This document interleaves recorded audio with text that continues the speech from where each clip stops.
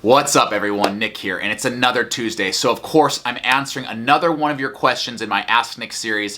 If you have a question for me, all you gotta do is DM me over on Instagram at Nick Symmonds. And today's question, it's something that I've been asked a lot for the last couple years because many times I've said that I am happier and healthier as a person and as an athlete today at the age of 36 as a retired runner than I was in the very peak of my career at the age of 28 running in the Olympic finals. Now you're thinking that's crazy, but let me read the question first. All right, the question: you have said a few times that you are healthier now than when you were a pro runner. What do you mean by that? Well, let me begin by saying this. I think we need to talk about both physical health and we need to talk about mental health. And those two things are extremely important in the overarching thing which I'm looking for, and that's happiness.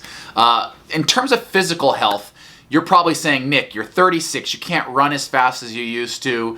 I could kick your butt in most events. You're clearly not as healthy as you were when you were able to run 1:42.9 in the Olympic final. And true, in 2012, I was one of the fastest 800-meter runners on planet Earth. That year I finished 5th at the Olympic Games. But there's nothing particularly healthy about doing something to that extent. Now, yes, your my resting heart rate was probably in the low 40s. And if I took a physical, a doctor would have, said, you're one of the fittest human beings on planet Earth. But the amount of damage that does to your body, to be so singular focused, I was always dealing with some little issue, whether it was a stress fracture here or a torn ligament there, or the illnesses. I was constantly getting sick. I got a cold or a flu almost every other month because I was just training so hard that my immune system was deteriorated. I was traveling so much. When you're a pro athlete, I was on the road 6 to 8 months out of the year. My immune system was always run down, so I was always sick. And I would argue that, yes, I was really good at turning left and running around the track a couple times, but I wasn't really an overall healthy athlete. I had very little flexibility. I couldn't lift a lot of weight. I was really just a one-trick pony, and that trick was running for about 1 minute and 42 or 43 seconds. Yes, I was extremely healthy, but I do believe that I'm healthier today in the sense that I'm a more well-rounded athlete. If you guys follow me on Instagram, I biked a 100-miler the other day, and then went into the gym and lifted the next day. I'm a very well-rounded athlete right now, and I think that's a healthier version of me. I'm heavier now. Like when I was running as a pro, trying to hit target race weight is generally an unnatural race weight, right? You're going to be slightly lighter than what I would consider your everyday weight. In fact, I made a video last week, if you guys saw that, I said that I lived and trained about 5 to 10 pounds heavier than I actually raced. And when you're cutting weight, when you're getting that low in body fat, it's unnatural. And at the Olympic Games, certainly I was in that unnatural area, and I could only hold that for a week or two, or maybe a few weeks during championship season. Anything longer than that, and of course, as I mentioned last week, I would get sick or injured. So I don't think there's anything particularly healthy about training to that level physically, and then don't even get me started mentally. I'm not sure I've ever met a professional runner that hasn't gone through some form of depression.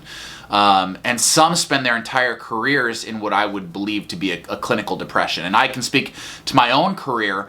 12 years as a professional runner, I spent many of those very depressed. Now you're thinking, Nick, you were one of the top runners in the world. You got paid to work out. What's there to be depressed about? Well, it's hard. The sacrifices you're making, being away from your friends, being away from your family.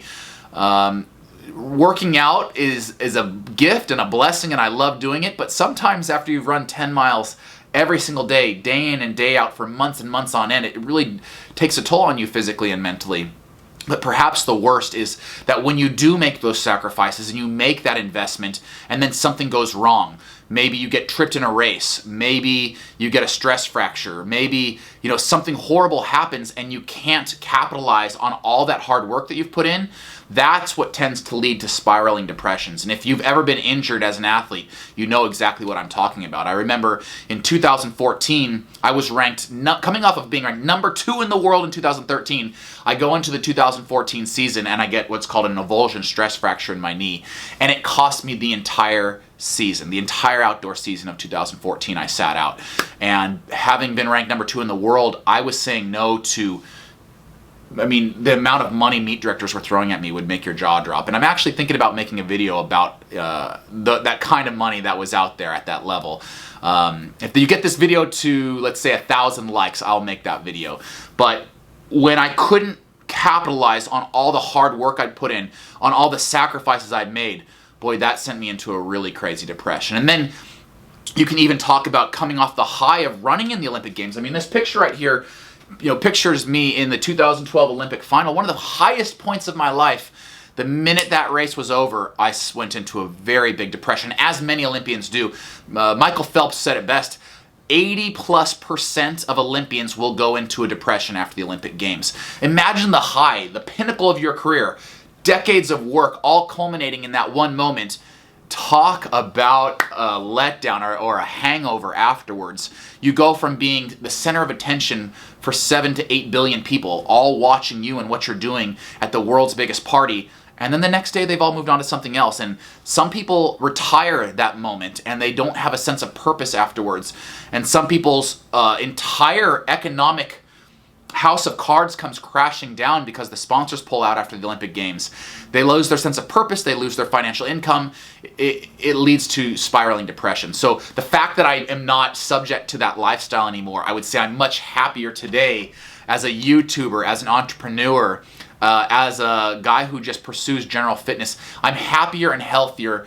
I'm healthier mentally and physically today than I ever was as a pro runner, and that leads to me being considerably happier as well. So I'm not sitting here saying, oh, poor Nick, I had this horrible 12 years. It was a wonderful, wonderful experience, and I'm so grateful that I got to run professionally for 12 years, but I'm also very grateful that it's over and that I get to enjoy all the wonderful things that life has to offer. I get to spend time with my family, I get to spend time with my friends, I get to spend time at home, I get to pursue other interests outside of just running around in circles. I'm a more well-rounded person. I guess if there's a takeaway for you out there, if you want to be a pro runner, if you want to make those sacrifices and make that hard work mean something, then do it. By all means, do it. But understand that it's going to be hard, and you have to ask yourself, is it worth the sacrifices? For some of you out there, like it was for me, it will be worth it. But conversely, if you know that you don't want to run professionally, if you say, Nick, that sounds like too much work, or I don't know if I necessarily want to make that kind of investment, then practice being the most well-rounded person you can be. Pursue lots of interests on and off the track, whether it's academics or hobbies, whatever it may be. I think that the happiest people I know have many facets to their lives, many different interests, and they're constantly pursuing different things. I think that leads to being a more well-rounded person, and ultimately the well-rounded people I know tend to be happier. So that's my takeaway for today. I hope that helps a little bit answer that question that a lot of you had when I was referring to my happiness level today at the age of 36. Now, what also makes me super happy is giving back to this awesome sport that's given me so much. I've started doing this thing where I give away a brand new pair of shoes to one of my Instagram followers every week. We've had 6 winners so far, and I just got word from Running Warehouse that they're having so much fun with this alongside me, that they're going to continue to partner with me for this all the way through the end of the year. So huge shout out to Running Warehouse. In order to enter for a chance to win a brand new pair of shoes, you need to be following me at Nick Symmonds on Instagram, and you also need to be following at Running Warehouse on Instagram. We pick a winner at random every single week, and we send them a new pair of shoes. And the cool thing about working with Running Warehouse is you're not pigeonholed into one brand, right? This isn't a deal with Nike or Brooks or Hoka or any other running shoe. You get to pick the brand and the model that you want, and that makes me super happy. And I know Running Warehouse has a huge selection. So if you didn't win this week, I put a link in the description below. For men and women, you can go onto their website and find whatever shoe you need, whether it's a trainer or a racer. They even have track spikes. It's an incredible selection. I'm so excited that they've decided to partner with me through the end of 2020. So we got to give a pair of shoes away, you guys. I chose this at random. It's Giannis. He looks like Giannis loves cross country, basketball, and track. Kid needs a new pair of shoes. Giannis, you're my winner. I'm going to DM you right now. Guys, I want to thank you so much for having supported me through the ups and downs that was my pro career. And now you guys, of course, are supporting me through my post-running career. Going to continue to give back with these videos. I hope they help a little bit. See you next week.